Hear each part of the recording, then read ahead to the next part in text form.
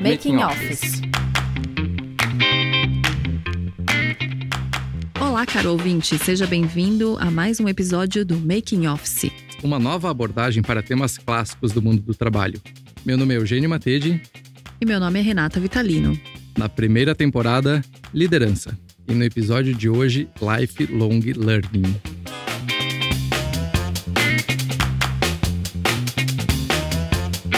E hoje o nosso papo será sobre a dificuldade de se manter atualizado, de ser um líder conectado com tudo que está acontecendo. Quais são os segredos para aprender constantemente e se tornar um lifelong learner? Você não tem ideia do que é isso?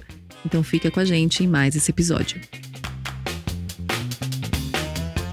Para conversar com a gente trouxe uma pessoa muito especial. Ela é chamada DJ. Para conversar com a gente. DJ. E ela não é DJ. Não sou DJ, gente. Meu nome é Dijanane, mas a galera me chama de DJ porque é mais fácil de lembrar, né?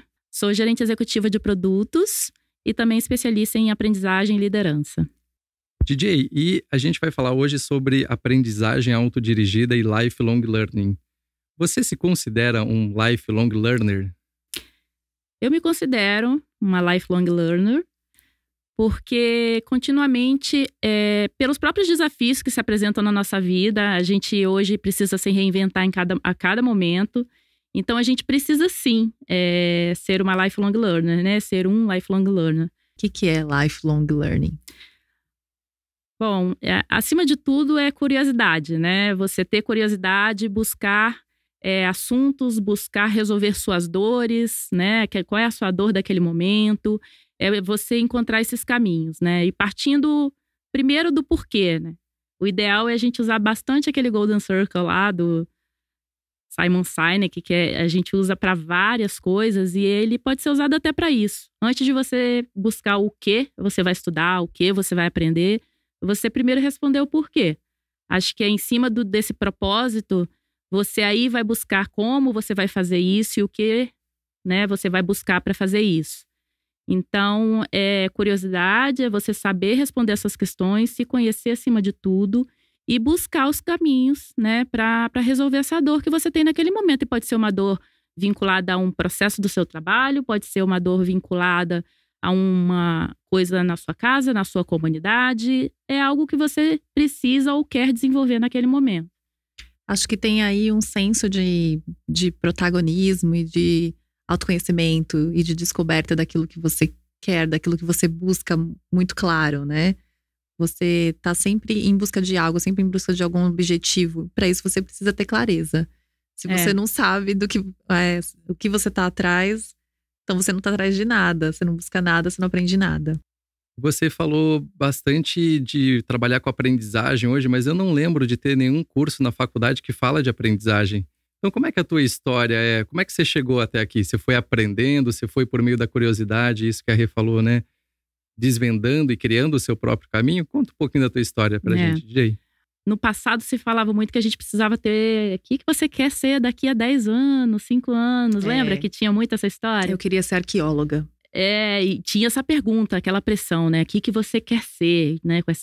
Só que hoje a vida ela tá tão dinâmica, né? Que a gente… E as coisas vão se apresentando para você e às vezes você não buscou aquilo, mas a vida te trouxe, né? Um desafio que apareceu ou um problema que apareceu e que pode se tornar uma oportunidade. Então, eu estudei, assim, tudo que eu estudei de forma formal até hoje, né? Graduação, mestrado, MBA…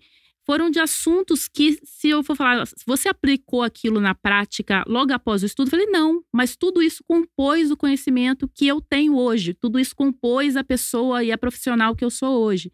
Então, tudo que acontece na sua vida, né, que isso vai compor o teu repertório, vai ser aquele profissional e aquela pessoa que você vai se tornar. Que é única, né? Que é única, né, e a sua história, né, às vezes as pessoas, se questiona, né? Por que eu fiz isso? Por que eu fiz aquilo? Mas é aquilo que fez você ser o que você é hoje. Então, a gente tem que tirar o maior proveito disso, desse seu repertório de vida, que isso vai compor você.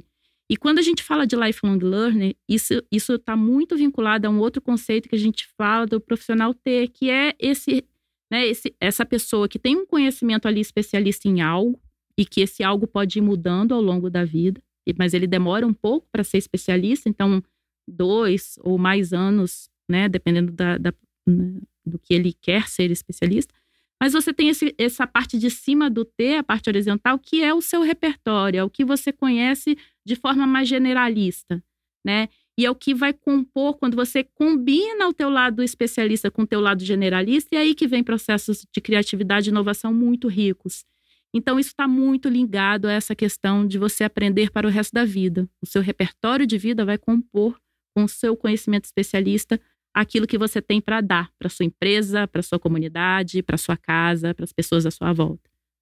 Ela é maravilhosa. DJ, você começou a falar um pouquinho dos comportamentos, né? Essa coisa do T, então tem uma faixa aqui horizontal, tem uma faixa vertical, generalista e especialista. Como é que eu identifico alguém que tem essa capacidade de aprender constantemente? Você vai ver, às vezes, um profissional que cada hora ele está te dando uma dica de algum assunto diferente. Tem uma habilidade muito importante que esses profissionais precisam desenvolver, até para ser um lifelong learner, né? Você saber o que, né? Que é a última pergunta, né? O que você vai fazer? Você tem que ter uma capacidade de curadoria incrível, né? O que é isso? É saber o que de fato você vai dar atenção, porque hoje o conteúdo é infinito, as possibilidades são infinitas, né? E aí isso traz até uma certa angústia para todo mundo, mas se você aprende a fazer curadoria e saber a que você vai dar atenção naquele momento, né? E precisa ser às vezes naquele momento mesmo, porque tem tantos, né? Hoje o mundo é tão complexo que você tem muitos desafios para serem enfrentados ao longo ali da tua semana, do teu mês, do teu ano. Então, às vezes você precisa priorizar, porque você não vai conseguir dar conta de tudo. Então, para você saber o que vai resolver aquilo naquele momento, você precisa aprender a fazer curadoria. Era uma habilidade que não se falava alguns anos atrás, mas hoje está muito em voga e está muito necessário. Essa habilidade de fazer uma boa curadoria, ela ajuda na nossa angústia de querer dar conta de tudo, né? De querer consumir toda a informação que está disponível, de querer sair lendo tudo e consumindo tudo.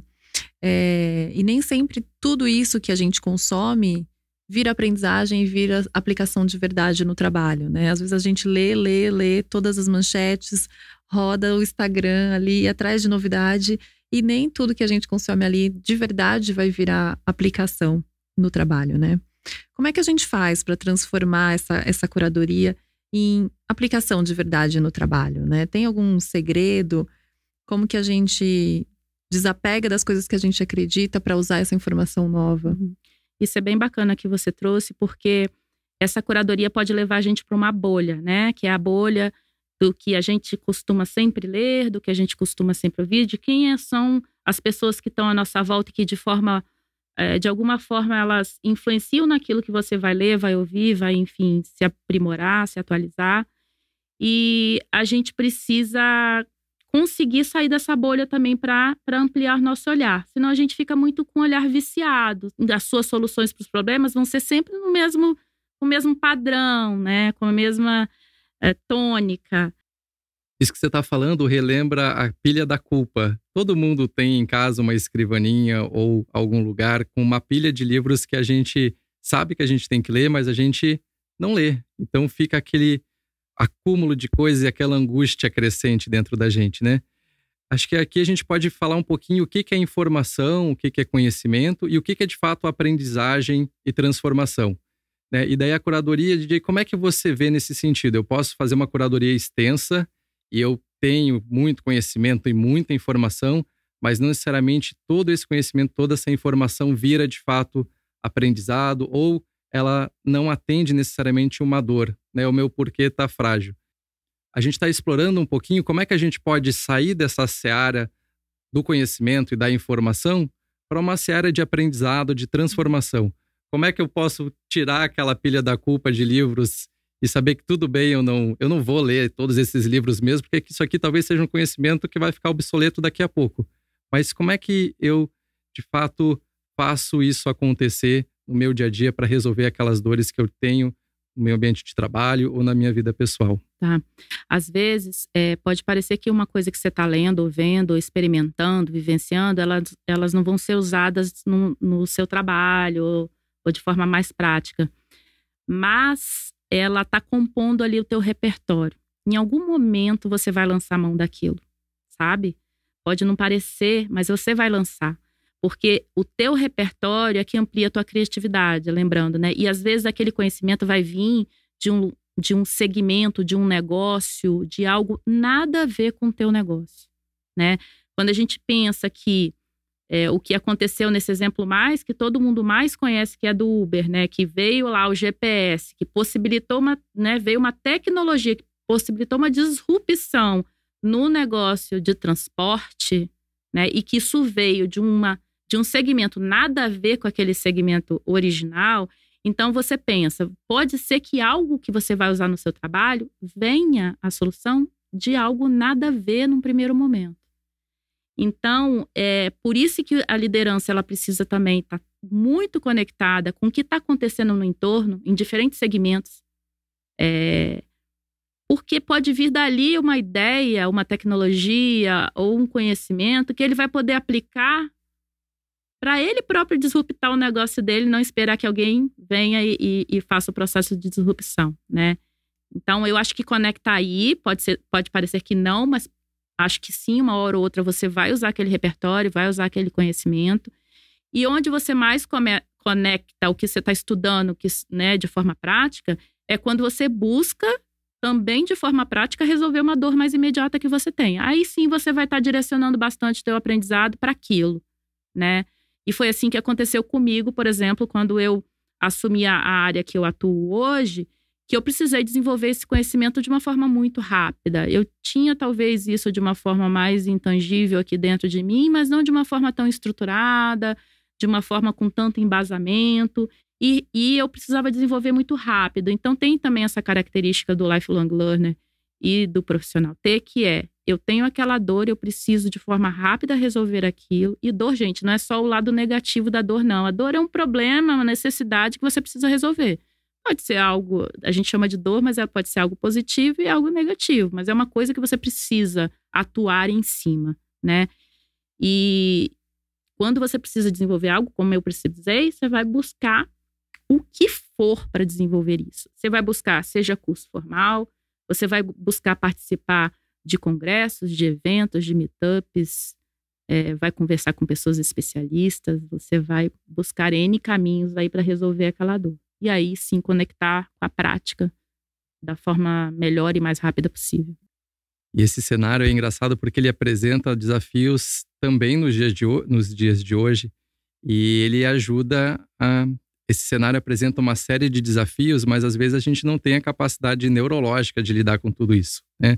Seja o volume de informações, seja essa complexidade crescente, seja um nível de incertezas que deixa a gente completamente desnorteado. Sabe que tem um estudo, antigo até, na internet, que é fácil de achar no Google, que a gente tem menos atenção do que um peixinho dourado. Você já viu isso? Esse estudo diz que a atenção do peixinho dourado é de 9 segundos e a nossa de 8. Nossa, gente. Então a gente tem hoje, né, um marketing que usa muito bem essa nossa capacidade rasa de atenção e rápida, né? Então lança ali flashes para chamar a nossa atenção o tempo todo, né? A gente sabe que existe o microlearning. São essas pílulas de conhecimento que a gente usa e, teoricamente, a partir daí gera o aprendizado. Mas como é que a gente aprende, então, se a gente tem esses estímulos tão rápidos e tão superficiais? Que tipo de aprendizado é esse? Como é que você vê isso, DJ? Olha, tem várias teorias, né, que a gente recebe ao longo da vida, e eu tendo a ir para um lado que é assim, a gente tem que descobrir o que funciona pra gente. Porque, né, tem estilo de aprendizagem, tem isso aqui que funciona melhor, tem aquilo que funciona melhor. Várias receitas, né? As receitas, né? Um vídeo não pode ter mais do que tantos minutos, senão ninguém prende atenção. Se for valor para a pessoa, vai prender atenção, sim, né?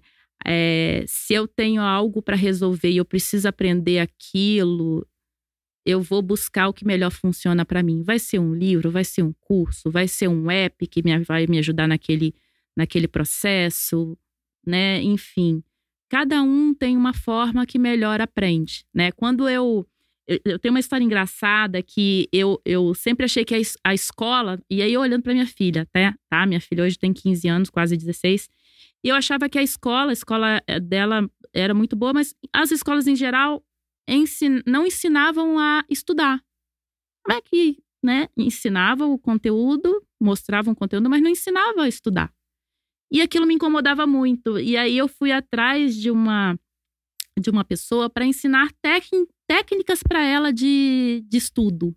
Tô curioso agora para conhecer. Vamos conhecer as técnicas de estudo. A chuva lá de palavras, que é como se fosse um brainstorm, só que você bota ali, né?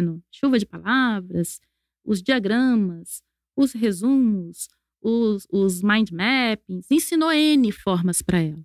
Ela fez lá várias sessões. Foi ótimo, sabe? Só que o que aconteceu no final? Eu vi a Vitória com aquele monte de conteúdo para estudar, eu ficava desesperada. Eu falava, Vitória, por que você não faz um mind map? Olha só, mãe, eu funciono com resumo. E é essa a forma que funciona para ela. Tem N formas mais atuais, mais modernas, mas para ela funciona o resumo. Então, é isso. Eu acho que cada um tem que buscar a sua forma, a forma que vai funcionar melhor. E ela pode ser um composto de N formas, né? A gente vai testando e vai vendo. Trazendo um pouco da sua preocupação aqui para o dia a dia do líder, né? Para cada pessoa funciona de um jeito, né? E o quanto o líder tem que ser sensível para perceber isso na equipe dele. Às vezes ele tem uma equipe grande, né? De pessoas. A gente sabe que ninguém desenvolve ninguém, né? Então é muito desleal até essa coisa, né? O líder tem que desenvolver pessoas, porque o líder tem esse papel enquanto líder. A gente sabe que ele pode estimular a partir de referenciais próprios e a partir também do entendimento do que o liderado quer aprender ou qual é a melhor forma.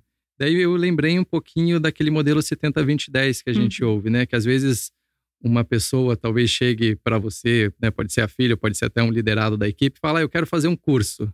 Tem orçamento? Quero fazer quero ir naquela palestra, eu quero fazer aquele curso de final de semana. Não tem orçamento para mim? E daí, como é que a gente pensa que isso talvez seja apenas 10% da forma como ele vai aprender e a gente tem outros 20, outros 70%? Explica pra gente, Eugênio, o que é 70-20-10? 70-20-10 é um modelo de aprendizagem que diz que a gente pode aprender de diversas formas, claro, e que 10% do que a gente aprende vem via conhecimento formal. Seja palestra, seja curso, workshop. Seja o workshop, o livro, ouvir um podcast, tudo isso, conhecimento formal. Quando a gente vai para os 20, é aquela interação entre pares ou entre pessoas. Então, é o feedback que eu recebo, é uma sessão de mentoring, ou é um trabalho que a gente pode fazer de sombra. Então, eu acompanho alguém mais experiente para eu ir aprendendo o tácito, né? Aquilo que a pessoa só faz. Então, eu vou aprendendo como ela faz para transformar aquele comportamento e incorporando esse comportamento em mim também. E 70%, que é 70% que a gente aprende, que é mão na massa. Mão na massa é trabalho mesmo, é isso? É isso, gente. É isso. E na minha equipe, né, eu acho que a liderança pode buscar isso muito, assim, realmente a questão de orçamento é uma questão hoje nas empresas, né? E aí a gente precisa ser criativo, né? Achar caminhos aí que não necessariamente vão ser os caminhos do orçamento mesmo, do formal, né? E o que eu tento estimular sempre é muito a troca, né? E às vezes a área de conhecimento é tão ampla que é impossível que um profissional, mesmo dentro de uma mesma área de expertise, tenha todos aqueles conhecimentos. Então, a distribuição disso entre pessoas da equipe, o que cada um vai estudar para depois trocar com o outro, né? E ele vira como uma referência ali daquele assunto, mas os outros também estão aprendendo nessas trocas, né? O que realmente eles vão para um curso, e aí quando voltam, compartilham também os aprendizados ali. O que a gente vai estudar dentro de casa e vai fazer para aprender. E aí tem uma curva de aprendizagem, né? Que ela pode ser mais lenta ou mais rápida, dependendo do assunto, mas que Gente, vale a pena desenvolver aqui dentro de casa? Vale a pena, às vezes, chamar um especialista para passar um pouco de tempo com a gente? E a gente, na interação com ele, também vai aprendendo. E aí, esse conhecimento fica dentro de casa também. Então, assim, tem N formas e a gente tem que buscar esses caminhos criativos. Na minha área, por exemplo, a gente tem também o que a gente chama de talk, né? Talk de produtos. Então, de 15 em 15 dias, um vai lá e conta para os outros tanto conhecimentos como boas práticas, experiências que teve, dificuldades relacionadas a um assunto. É uma inteligência mesmo do líder de manejar o conhecimento da área, né? Exato, exato. E saber como é que você equilibra isso, como é que você distribui isso. Um pouco, o líder pode usar um pouco a questão do flow, né? Eu não sei se vocês conhecem bem esse termo do flow, que é como é que você equilibra a expertise que a equipe tem com os desafios que ela tem, e você vai distribuindo essas atividades, né? O que precisa ser feito dentro da área, equilibrando essas duas coisas, sempre tentando dar um desafio que é um pouquinho maior do que o conhecimento que já existe ali, porque isso estimula a pessoa a se desenvolver.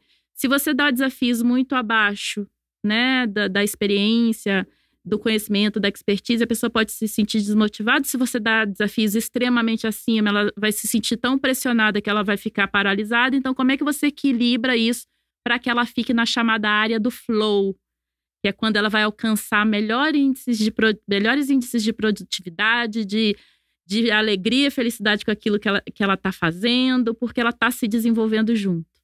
Então, acho que o líder tem que olhar bastante para isso também e compor isso aí dentro da equipe dele. Então, DJ, você está falando, se uma atividade for muito fácil, é comum essa pessoa entrar numa zona de conforto, ou seja, ele tem competência de sobra para resolver aquilo, mas ao passo que se a atividade for muito difícil, ele entra numa zona de ansiedade, que ele não dá conta do recado, e o flow seria essa zona de esforço consciente, em que eu tenho uma atividade que é ok para eu resolver, de acordo com o meu nível de expertise, e talvez um desafio um pouco maior para eu também correr atrás e desempenhar aquilo, ir melhorando a cada vez que eu pratico.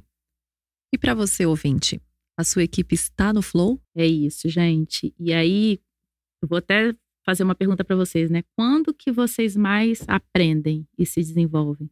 Tem uma coisa que eu gosto muito, eu vou fazer uma digressão. Eu fiz esse mestrado recentemente e eu estudei justamente porque que as pessoas querem mudar, mas não conseguem, né? E a gente, enfim, tem muita referência sobre neuroplasticidade e neurogênese, a capacidade do cérebro sempre se reinventar.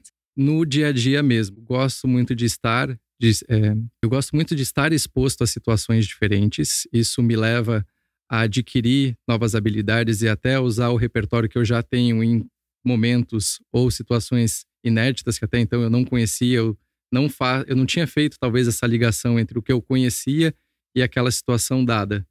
Então, essa capacidade que você disse também de sempre estar com o pé fora da bolha, de não ficar tanto na zona de conforto ou no tema conhecido, então buscar uma referência de algum outro lugar para resolver uma questão de aprendizagem, por exemplo, que talvez a biologia, a história, o teatro, o improviso ensinam pra gente e ensinam para mim, para eu ter uma performance melhor. Então, eu acho que para mim uma questão bastante importante assim, então é ter esse repertório vasto a partir de várias experiências de dentro e de fora do trabalho, e o aprendizado que eu brinco que é o batismo de fogo, é tipo, vai lá e faz. Exato. Eu acredito muito na mentoria.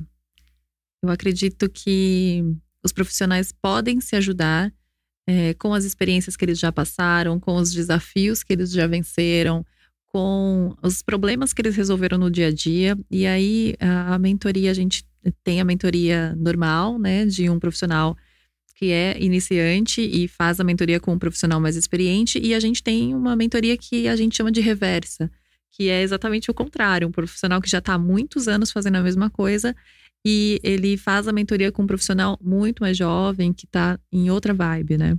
Então eu vejo muito valor nessa troca do dia a dia entre as pessoas no ambiente de trabalho. Eu gosto muito de usar a consulta também. Então, é bem na linha do que você comentou, Rê, de perguntar para alguém que já trilhou aquele caminho, como é que ele trilharia esse caminho se ele tivesse se ele tiver essas informações que ele tem hoje. Então, perguntar para alguém mais sênior, eu tô com esse dilema.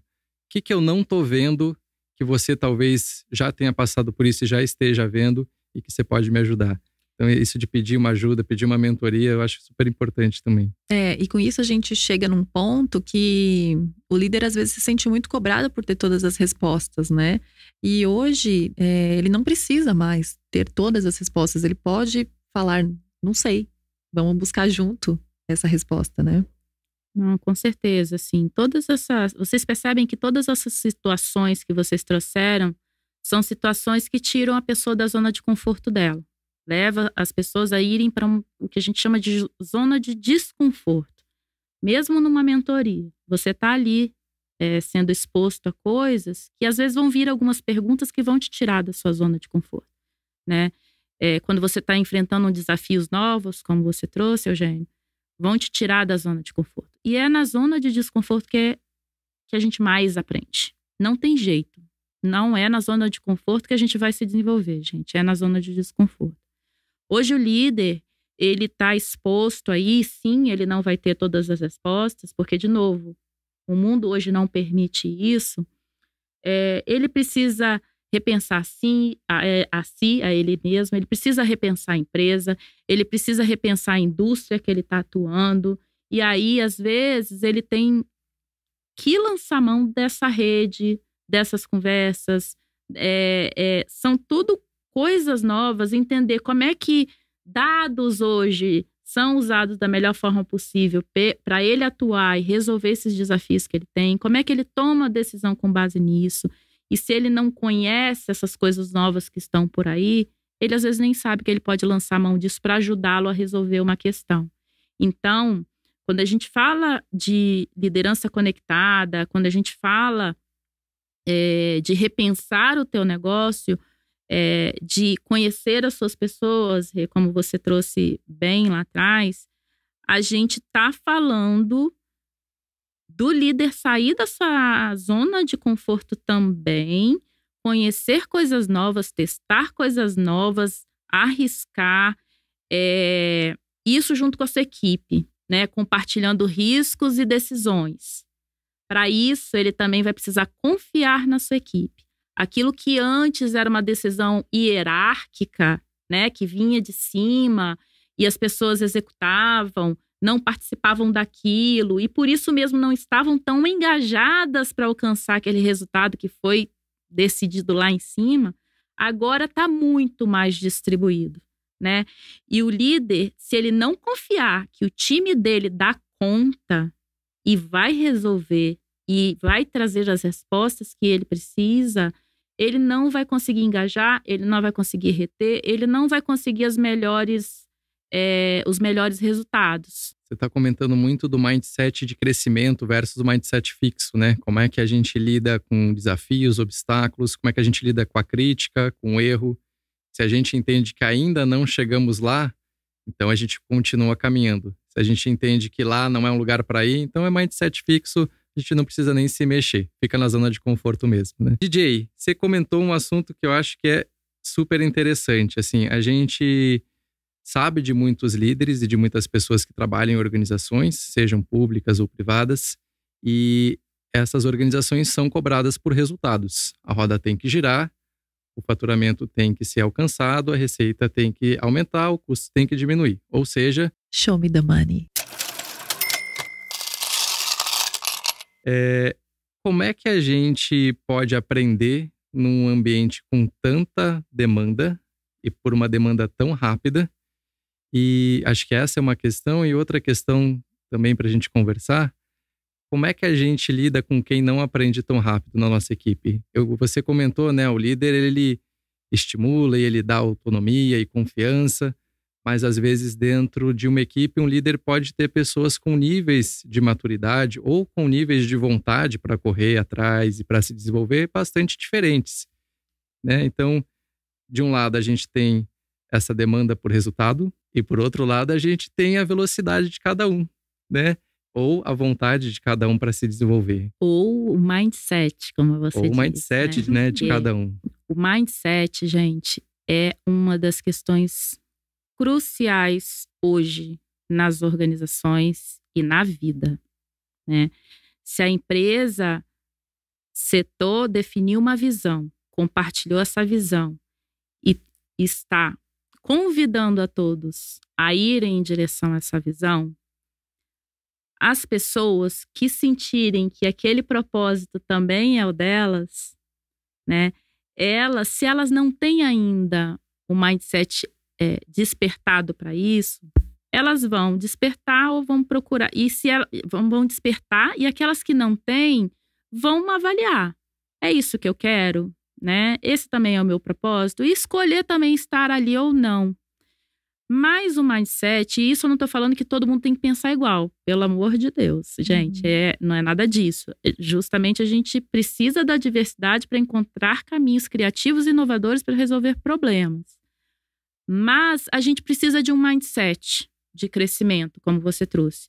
Um mindset de busca de desenvolvimento, de busca de aprendizado, de acreditar que ele pode desenvolver aquilo e pode requerer sim um esforço maior ou menor para desenvolver, mas acreditar que pode, todos nós podemos.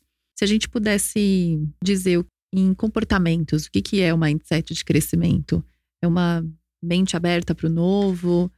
É um despertar?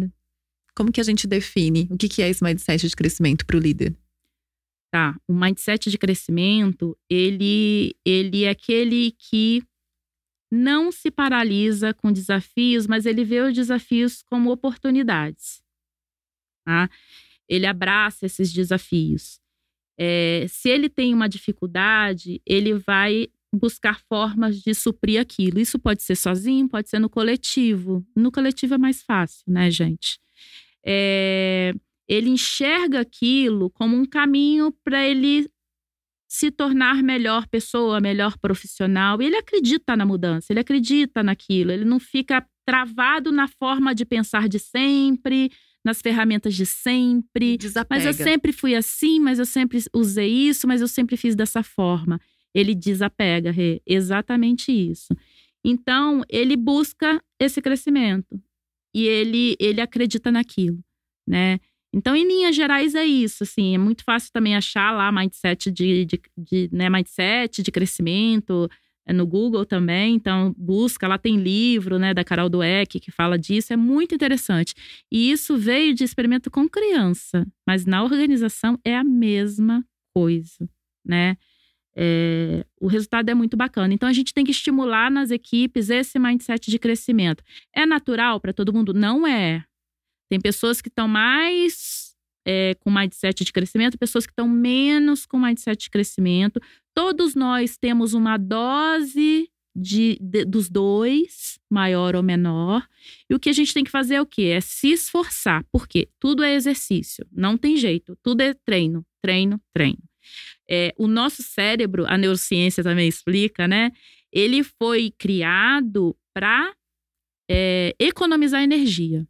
Isso quer dizer o quê? Buscar padrões, fazer como sempre foi feito, para ele economizar energia. Isso era questão de sobrevivência do homem lá nas eras antigas, né? Para a gente sair deste lugar, a gente tem que se esforçar, a gente tem que brigar contra o nosso próprio cérebro para a gente sair desse padrão.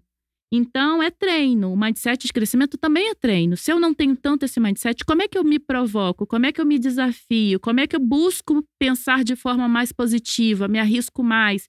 E tudo bem se errar. Eu acho que a gente tem que aceitar isso mais. A gente, às vezes, tem muita questão do perfeccionismo, né? De querer fazer certo, de não errar nunca. Eu tô falando isso pra mim também, tá, gente? Mas a gente precisa aceitar que a gente não é perfeito, que a gente não vai acertar sempre, que o erro faz parte do nosso processo de crescimento, faz parte do processo de crescimento da equipe, da empresa, de tudo. O que ninguém te conta. E o que eu gostaria que alguém tivesse me contado lá atrás é que zero erro, ser perfeito, não arriscar tanto, né? Que no passado tinha esse mindset, tá, gente? Que era bem isso, né? Que as organizações viviam, era um ambiente mais estável. E era a questão do zero erro, né? Da qualidade máxima. E ninguém me contou lá atrás que isso poderia mudar um dia, né?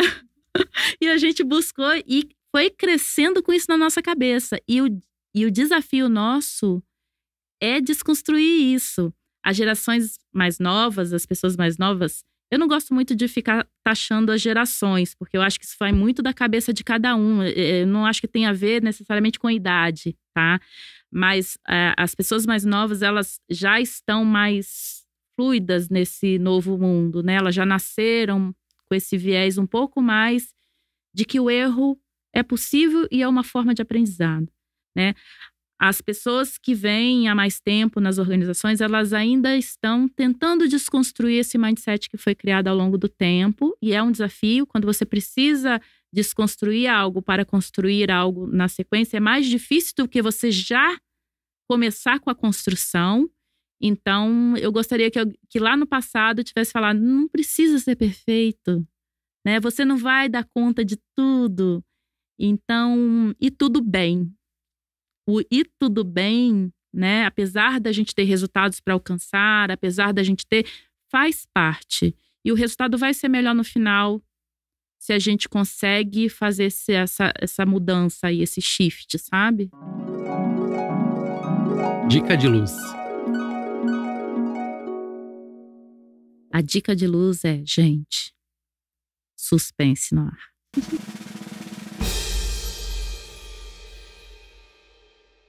Brincadeira.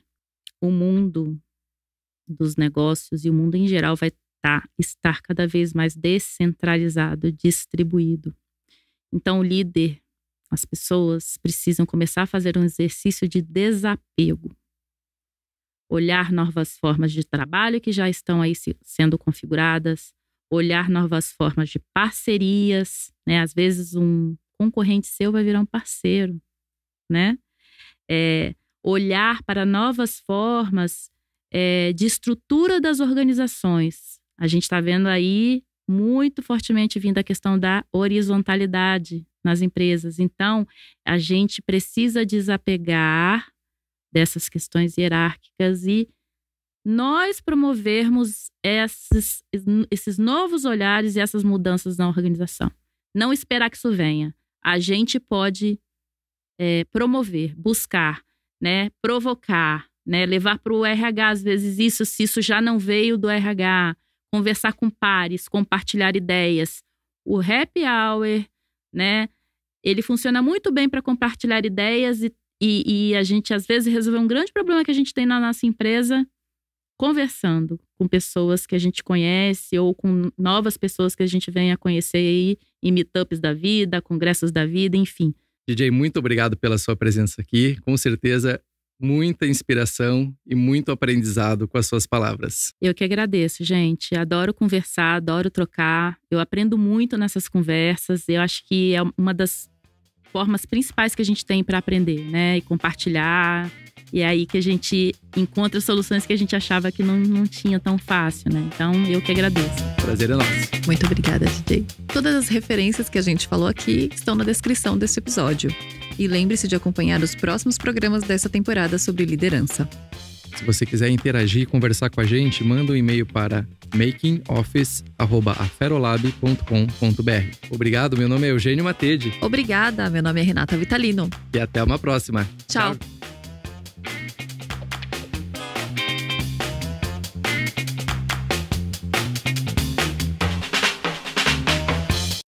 Esse podcast foi produzido por Aferolab.